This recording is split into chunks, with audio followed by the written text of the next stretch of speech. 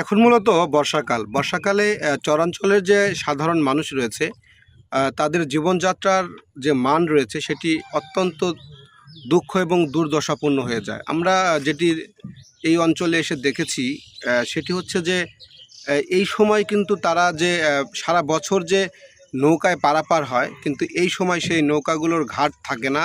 কারণ বন্যা হওয়ার কারণে বিভিন্ন রাস্তাঘাটগুলোও কিন্তু নষ্ট হয়ে যায়। যে কারণে আমরা দেখেছি যখন কোনো গর্ভবতী মহিলা যদি এই অঞ্চল থেকে চিকিৎসা হওয়ার জন্য যদি কোনো অতি অসুস্থ মানুষ যদি তারা চিকিৎসা হওয়ার জন্য অথবা তারা যদি হাট বাজারেও যেতে চায়, তাহলে তাদেরকে পার্সোনালি যে নৌকা রিজার্ভ করে কিন্তু ওই শহরে যেতে হয়। এভাবে কিন্তু আসলে মূলত এই অঞ্চলের মানুষগুলো তাদের জীবনযাত্রা মান পরিচালনা করছে। আমরা এই অঞ্চলের আরও কিছু তথ্য তুলে ধরবো আপনাদের সাথে।